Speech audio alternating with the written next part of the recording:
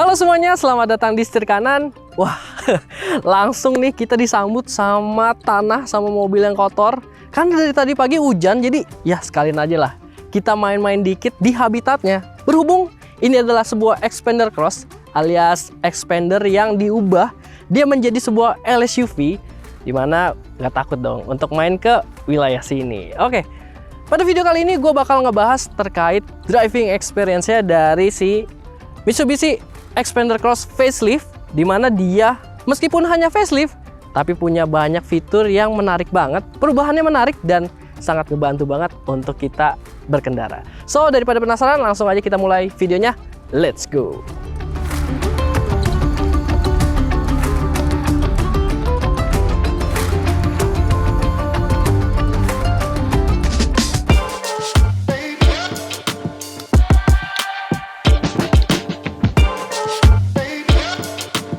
Sebelumnya, mungkin kita kilas balik dulu sedikit terkait si Xpander ini. Pertama kali di Indonesia kan keluar di tahun 2017, bikin heboh, banyak banget yang bilang mobil ini tuh futuristik banget. Terus 2019 akhirnya hadir si Xpander Cross ini dengan gayanya yang lebih maco, karena dia ada cladding-claddingnya berwarna hitam doff. Terus juga emang dia ini sasarannya lebih ke untuk rivalnya di kelas LSUV. Nah, kita bakal ngulas dikit untuk bagian eksteriornya karena kita udah pernah bikin first impressionnya pas pertama kali dia facelift di Gias 2022 kemarin. Kalau kalian belum nonton videonya, nonton dulu. Linknya gue taruh di atas. Oke, langsung aja kita lihat nih, dimana dia punya tampilan bumper yang udah berubah. Dia jadi lebih gagah lagi dengan setting yang lebih mengotak. Terus juga lampunya ini, ibaratnya dia disebut ya T-shape. Jadi udah LED full nih, T-shape gini, keren banget. Terus juga ini udah LED untuk lampu senjanya, dan ada lampu sen di bagian dalam sini yang menggunakan halogen gitu sobat setir. Oh ya, by the way, fog lampnya udah LED juga. Nah, dia ini berbeda sama kayak si Xpander yang biasa, karena untuk grillnya dia lebih kotak-kotak, jadi kayak honeycomb gitu. Keren banget. Terus juga di bagian samping ini dia berubah. Over fendernya, kalau yang pertama kali keluar itu Xpander Cross lebih gede lagi. Ini sekarang lebih kecil, lebih manis, tapi tetap memberikan nuansa yang maco banget. Velgnya juga sekarang udah ring 17. Dia pakai ban 205/55 R17 nih sobat setir. Dia punya velg yang menarik banget sih desainnya. Jadi nggak ngebosenin, dia dual tone juga. Bergeser lagi, dia bagian atasnya ini dapat roof rail yang asli ini sobat setir. Emang buat adventure banget mobilnya. Bisa buat taruh roof box, bisa pakai rooftop tent, tinggal taruh aja. Mantap nih sobat setir. Berlanjut lagi nih, dia ada side body moldingnya juga. Lanjut ke over fender belakang. Dan yang berubah lagi ada di sisi belakang. Nah, di sisi belakangnya dia berubah di garnisnya nih. Jadi layout si belakangnya ini berubah, dia jadi lebih manis kalau buat gua. Dan juga dia dapat ini T-shape juga bentuk untuk si lampunya, dan udah LED bar. LED buat lampu mundurnya juga, lampu sennya masih halogen juga sama. Dan dia lampu ininya, plat nomornya udah LED, keren banget nih sobat setir. Bumper udah berubah juga, dia jadi lebih mengotak. Kalau yang dulu dia vertikal untuk si mata kucingnya, sekarang dia lebih jadi horizontal. Lengkap juga dia dengan kamera mundur, dan kalau kita lihat sekelilingnya, di kiri kanan juga dapat kamera dan di depan dapat kamera karena dia udah dilengkapin sama 360. Dia dapat ini nih, aksen-aksen warna silver, jadi memberikan nuansa yang lebih gagah lagi gitu sobat setir. Sekarang kita lihat aja bagaimana bagian mesinnya. Let's go.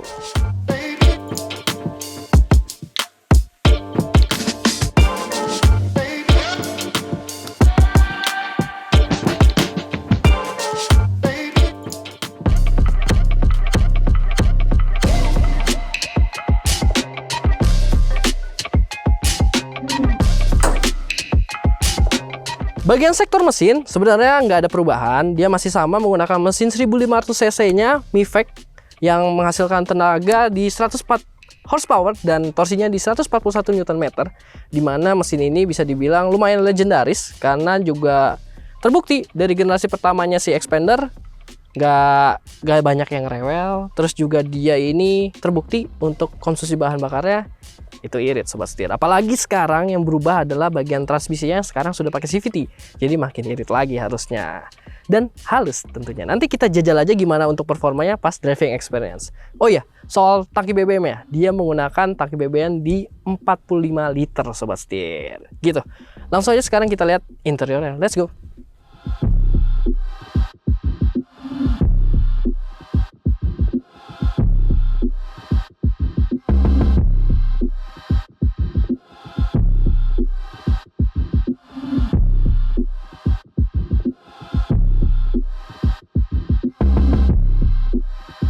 Masuk ke dalam interiornya, ini yang membuat semakin kental nuansa Pajero Sportnya, dimana sekarang setirnya ini udah pakai setirnya Pajero Sport sama persis.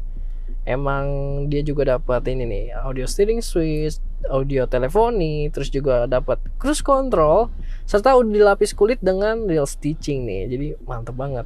Nggak hanya itu, bergeser ke bagian depannya, dia juga udah dapat untuk cluster instrumen 8 inci yang juga full digital, dan ini sama kayak Pajero Sport punya juga. Dan yang uniknya juga dia ada visual dari si Xpander Cross, dan kalau di rem nyala lampu rem ya, lucu banget nih Sebastian. Nah di sini juga kita bisa lihat fitur yang baru, dimana kita bisa lihat ada active yaw controlnya, itu bisa kita amatin dari sini pergerakannya, ganteng banget. Lanjut bergeser ke bagian dashboard, dia udah dilengkapin sama ini panel-panel soft touch, jadi ada empuk-empuknya dan real stitchingnya. Dia warnanya juga ini unik, agak biru-biru gitu ya. Dan juga ini head unitnya dia ala-ala floating 9 inci yang udah lengkap dengan pengaturan untuk si Apple CarPlay dan Android Auto nih Sobat Setir. Terus juga dia udah lengkap sama kamera 360. Mantep banget. Kamera 360 ini juga unik. Dia bisa lihat dari berbagai sisi, terus juga ada yang versi 3D-nya, serta dia juga bisa ganti-ganti warna, jadi menyesuaikan warna mobilnya nih Sobat Setir. Turun ke bagian bawah, dia ada AC yang udah nggak ada knop putar ya, karena udah pakai digital, udah pakai tuas gini, jadi mewah dan juga solid nih Sobat Setir, jadi enak juga ngelihatnya, manis. Serta dia juga ada modenya, ada banyak nih, ada untuk ke bagian muka, ke kaki juga ada, atau ke kaki doang dan ke muka lagi gitu. Turun lagi ke bagian bawah, ini banyak banget nih slot-slot untuk USB, untuk soket 12 volt, terus juga dia banyak ruang penyimpanan, termasuk untuk wireless charging di bagian bawah sini. Mantep. Dan karena ini basisnya juga dari Xpander yang merupakan LMPV, mobil keluarga yang menunjang kepraktisan, jadi banyak banget nih storage-nya. Seperti contohnya yang unik di bagian sini nih. Di bagian sini dia ada tisu nih, jadi built-in nih untuk armrestnya, bisa dimasukin tisu, jadi kita gampang, praktis banget nih. Sekalian lagi keringetan. Dan dia juga dapat ini nih untuk taruh barang, ruang penyimpanan tertutup. Dan ini enak nih, armrest empuk, udah soft touch, serta bagian armrest sebelah kanannya juga udah soft touch gitu Sobat Setir. Transmisinya dia vertikal aja nih, jadi udah CVT tadi. Dan lengkap juga dengan rem parkirnya yang udah electric with auto hold nih, jadi mantep banget Sobat Setir gitu. Dan ya overall begitu, dia nuansa kabinnya beda, dia lebih gelap dibandingkan dengan Xpander yang biasa, dan udah dilapis kulit, jadi mewah banget, nyaman banget duduknya. So udah gak sabar, gimana kita jajal aja langsung mobilnya, let's go.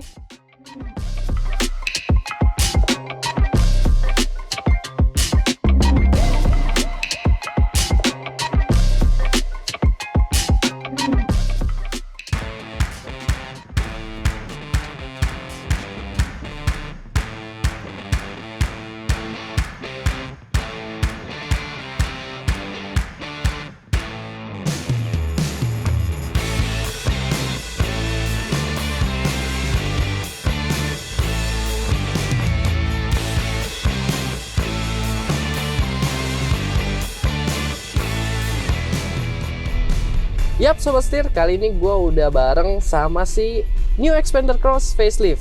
Dan seperti yang gue mention di awal, pada video kali ini gue bakal lebih banyak untuk mengulas terkait dengan driving experience-nya. Dan yang gue mention juga di awal, kalau mobil ini tuh dia facelift tapi bukan cuma kosmetik doang. Jadi banyak banget nih hal-hal yang menunjang untuk driving experience-nya juga. So langsung aja kita mulai dari yang awal, kita akan membahas terkait posisi duduknya dulu nih Sobat Setir. Jadi kalau posisi duduknya emang Xpander ini bisa dibilang pionirnya, atau yang pertama kali ngebuat jadi kelas levelnya low MPV atau low SUV itu, jadi harus punya ini nih untuk tilt dan teleskopik gitu. Wah ini sih Untuk pengaturan setirnya udah leluasa banget. Terus juga dia joknya bisa naik turun juga nih, diputer, dan juga bisa reclining dan juga maju mundur tentunya. Jadi emang posisi duduknya udah jempolan banget sejak pertama kali dikeluarkan langsung nih. Selanjutnya juga untuk segi posisi duduknya, emang Xpander Cross ini bisa dibilang lebih tinggi daripada Xpander yang biasa. Karena kembali lagi, basicnya ini akan menjadi sebuah LSUV. Jadi dia ibaratnya mobil yang tinggi gitu pasti. Meskipun emang udah paling rendah, dia tetap lebih commanding gitu ya, lebih tinggi feelingnya gitu. Dan untuk visibilitasnya juga nggak perlu diraguin lagi karena emang kacanya gede-gede nih, kaca depan, samping, sampai untuk spion ke belakang ngeliatnya juga enak banget. Untuk visibilitas bagus banget, apalagi dia punya spion yang super gede nih. Dari pertama kali keluar Xpander, spionnya masih sama dan ini gede banget, jadi luas ya. Dari atas sampai bawah mobil tuh bisa kita lihat dari sini. Dan dia juga masih ada plus nih, di bagian depannya spion ini masih ada kaca kecil yang bisa bikin blind spot makin minim lagi. Wah, jadi untuk visibilitas, untuk posisi berkendara udah oke banget. Dimana juga dia udah lengkap sama kulit ya semestinya. Wah, kulitnya mewah banget nih, jadi nyaman untuk duduknya. Oke, mantap. Selanjutnya kita akan membahas terkait kekedapan kabin dan juga road noise-nya nih Sobat Setir. Kebetulan ini habis hujan, jadi lumayan jalanan becek. Dan yang paling pertama akan mention, emang road noise-nya dari airnya nih yang di ban itu emang sedikit masuk di ban belakang. Tapi untuk keseluruhan overall, kalau misalkan di aspal kering, terus juga misalkan ya kalau lagi ngebut gitu masih aman. Dan kalau kekedapan kabinnya itu sih oke banget. Emang dari dulu juga emang terkenal Xpander tuh senyap ya, jadi udah oke lah, nggak perlu diraguin lagi. Nah selanjutnya gue bakal ngebahas terkait fitur barunya yang ada di mobil ini, yaitu Active Yaw Control. Nah sebelumnya gue mau jelasin juga kalau fitur ini itu sebenarnya diadopsi dari bisa dibilang mobil legendarisnya Mitsubishi, yaitu Lancer Evolution, dimana fitur ini kepake banget buat akselerasi, buat manuver, dan itu kepakainya di dunia rally gitu ya.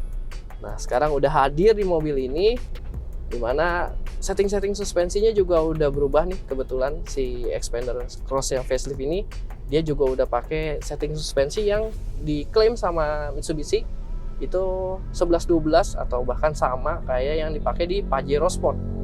Jadi harusnya emang kalau untuk heavy duty kan Pajero Sport udah nggak perlu diraguin lagi ya. Nah itu harusnya makin enak di mobil ini. Perpaduan yang mantap antara Pajero Sport dan juga Lancer Evolution. Jadi mobil ini tuh banyak mengadopsi fitur-fitur yang di atas kelasnya gitu semestinya. Nah si Active Yaw Control ini sebenarnya itu adalah fitur yang menggabungkan fungsinya dari ABS dan juga si Stability Control, dimana kalau ABS sama Stability Control kan itu fungsinya ketika kejadian dia bakal aktif, jadinya kayak kita belok terus ngerem mendadak segala macam, dia bakal ngehindar atau nggak ngebiarin ban tuh jadi ngunci. Nah itu kan jadi slip tuh kalau kayak gitu kan. Jadi dia aktifnya kalau misalkan pas kejadian. Nah bedanya kalau si Active Yaw Control ini dia tuh jadi menduga-duga, atau sebelumnya dia udah ngeduga bakal terjadi itu, jadi sebelum kejadian dia udah aktif duluan gitu Sobat Setir. Jadi fungsinya dia bakal ngerem dan juga dia bakal ngurangin kecepatan, dan ngeremnya itu di sisi bagian dalam. Misalkan kita belok ke kiri itu lumayan kenceng, nanti dia ngeremnya di bagian dalam, berarti rem depan yang roda kiri depan gitu. Nah kebetulan ini jalannya lumayan kosong, depan ada puteran, berarti kita belok ke kanan muter balik, kita masukin ke DS nih, jadi ada speednya lumayan, kita di 60, nanti dia bakal ngerem di rem depan kanan berarti. Nah itu jadi handlingnya makin mantap. Nah ini kita langsung aja, nanti dia bakal aktif, muter balik di sini. Waduh, dia ngerem sendiri Sobat Setir. Jadi gua nggak ngerem, tapi dia ngerem sendiri, dia mengurangi kecepatan, dan juga dia lebih banyak porsinya yang sebelah kanan. Jadi kita makin mantap lagi buat belok. Wah, tadi sih langsung aktif. Dan kita bisa juga lihat indikatornya, dia ada di laser instrumen di MID-nya sini untuk ngelihat seberapa besar si yaw controlnya aktif gitu. Nanti kita cobain juga ya di jalan yang lebih licin. Wah, tuh, jadi belok-belok lebih pede lagi, dan ini fungsinya emang kepake banget nih buat mobil-mobil yang tinggi kayak gini gitu. Mantap. Selanjutnya kita akan membahas terkait fitur nih. Nah, untuk fitur-fitur keselamatan aktif sebenarnya si Xpander Cross ini dia emang lebih minim jika kita bandingkan rival-rivalnya. Kayak misalkan ada Honda BR-V, atau misalkan kalau XL7 dia masih sama, masih belum banyak juga nih fitur aktifnya. Tapi kemungkinan besar kan sebentar lagi juga hadir tuh si Stargazer Cross atau Stargazer X, yang kabarnya juga bentar lagi launching nih, kita tungguin aja. Harusnya emang kalau fitur-fitur dia nggak sebanyak itu. Nah, tapi kembali lagi nih untuk ke pertimbangan Sobat Setir semua, kalau beli mobil tapi yang minim fitur keselamatan, minim radarnya, berarti itu otomatis lebih minim yang namanya adanya error, ataupun ya maintenance-nya jauh lebih murah, jauh lebih nggak ribet gitu. Dan toh untuk fun to drive-nya juga mobil ini enak. Fiturnya paling dia ada ini nih untuk cruise control ya. Jadi dia udah lengkap sama cruise control, kita aktifin gampang banget. Jadi udah cukup lah, udah cukup banget buat kita overland atau misalkan mau touring gitu. Ya mobil ini udah memadai banget. Selain itu untuk mesinnya sendiri dia masih sama sebenarnya, meskipun dia facelift tapi belum ada perubahan. Yang berubah untuk transmisinya, dia sekarang udah pakai CVT, tapi sayangnya dia belum ada untuk triptonic ataupun pedal shift. Jujur aja ketika berkendara mobil ini, sesekali ketika mau ngerem nih, refleksnya pengen downshift pakai pedal shift. Wah, semoga aja nanti improvement ke depannya dapat nih untuk pedal shift, jadi makin fun to drive lagi gitu Sobat Setir. Tapi ya dengan transmisi CVT ini sekarang dia jadi lebih halus lagi, udah otomatis. Terus juga dia jadi lebih irit lagi, udah otomatis juga gitu Sobat Setir. Jauh lebih baik daripada transmisi yang sebelumnya 4 speed yang masih yang biasa. Sekarang harusnya dia udah 7 speed, sayangnya belum bisa dipecah tuh. Kalau dia pecah ini lebih enak lagi. Dia di transmisi cuma ada P, R, N, D, terus L untuk low gearnya gitu Sobat Setir. Nah, untuk mesinnya dia kan pakai 1500 cc, dia Mivec masih sama. Dia ini tenaga outputnya di 104 HP dan torsinya di 141 Nm. Dimana emang kalau kita sandingkan dengan rival-rivalnya, emang bukan yang paling kencang, bukan yang paling wah di atas kertas. Tapi kalau soal untuk kehalusan, buat kenyamanan, nah mobil ini gua bisa pegang sebagai juaranya nih Sobat Setir. Mobil ini halus banget untuk perpindahannya karena dia CVT juga hampir nggak ada tuh, jadi smooth gitu ya. Enak sih kalau buat gua sih yang suka berkendara, terus juga suka kehalusan berkendara, kenyamanan ya yang penting, terus nggak repot tanpa perlu diganggu nyetirnya sama radar-radar aktif. Nah, mobil ini cocok banget Sobat Setir. Oke, sekarang gue udah di lokasi dimana ini jalan lurus dan ya lumayan sepi, nggak gitu rame. Dan gue mau cobain akselerasinya nih, dimana diklaim akselerasinya 0 ke 100 sekitar 13 detikan. Tapi kita lihat ini jalan agak basah sih. Langsung aja kita matiin stability controlnya, kita masuk ke ini ya, ke sportnya. Jadi kita pencet tombol di tuas transmisi. Oke, jalanan udah kosong. Kita mulai 3, 2, 1. Oh, dia lumayan berat di awal. Nah, dia udah naik sekarang. Nah, karena CVT dia, tetap ada turun RPM -nya. Ya, 100. Wah, emang seperti yang gue mention di awal sih, emang dia bukan yang paling wah untuk sebuah LSUV untuk akselerasinya. Dia nggak yang kencang-kencang banget, tapi udah lebih dari cukup nih kalau misalkan kita mau pakai dia buat keluar kota gitu. Berapa detik, Dra? 13 detik. Ya, emang benar. Jadi emang di sekitar 13-an nih Sobat Setir. Tapi kalau soal konsumsi bahan bakar, mobil ini bisa dijagoin nih Sobat Setir. Dimana kalau konsumsi bahan bakarnya di dalam kota itu bisa hingga 15 km per liter, dan untuk rute luar kota dia masih bisa dapat hingga 20 km per liter. Udah terbukti sih, dari kemarin gue coba mobil ini emang irit banget. Nah itu pasti tergantung lagi sama transmisinya nih, yang sekarang udah CVT jadi halus. Terus juga kalau kita di kecepatan tinggi itu RPM-nya bisa rendah banget, bahkan di 100 km per jam dia bisa di bawah 2000 RPM. Jadi putaran mesinnya rendah, makanya irit gitu Sobat Setir. Mantap. Untuk suspensi sendiri tadi gue udah mention, dia ini udah setting suspensinya di upgrade ya, jadi pakai punya Pajero Sport settingnya. Dan emang kalau untuk soal suspensi ini kan juga udah di-mention dari awal sama Mitsubishi, kalau dia pakai suspensinya juga bawaan dari Lancer Evolution ya, dari awal, dari yang Expander Gen 1 banget tuh, dimana emang itu salah satu nilai jualnya yang ngebuat mobil ini tuh juara buat bantingannya. Nah berlanjut sampai ke Expander Cross yang facelift ini, dia masih nyaman banget. Dia tuh karakternya bukan yang keras atau empuk sih, kalau kata gue sih dia ada di tengah-tengah. Jadi ketika kita bermanuver belok-belok gini untuk sebuah LSUV, dia nggak yang heboh banget di dalamnya. Terus kalau kita lewatin speed bump kayak gini, wih, halus boy. Mantep banget Sobat Setir. Jadi mobil ini emang sekali lagi gue mention kenyamanannya jempolan banget nih. Posisi duduk kecil, tek speed bump, enak. Itu bandingannya pokoknya bikin apa ya? Mungkin bantuan juga dari joknya nih ya, yang empuk. Jadinya emang enak di dalam tuh, nggak berasa wah, bisa diredam dengan baik gitu. Untuk lubang-lubang, untuk jalanan gelombang, untuk speed bump kayak tadi, itu enak. Wah, juara.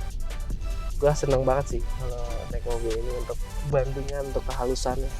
Mantap.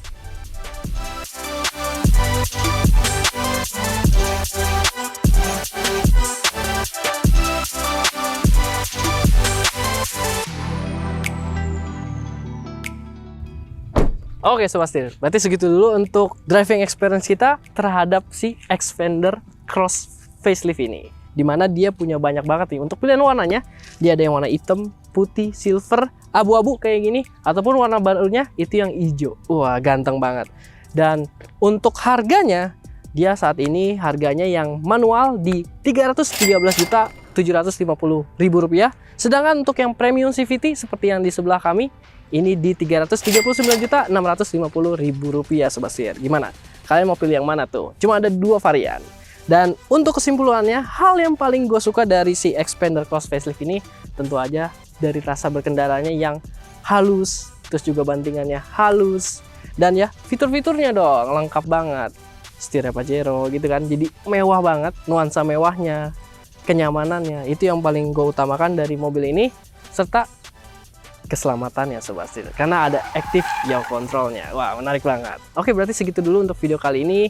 Kalian jangan lupa untuk kasih like, komen, dan juga subscribe, serta follow Instagram dan TikTok kami di setirkanan_official. Oke, gua Chris tadi, sampai jumpa di video selanjutnya. Salam setir kanan. Nah, berhubung juga bahas mesin, soal tangki BBM nih. Soal tangki BBM-nya dia itu di 41 liter. 45 liter.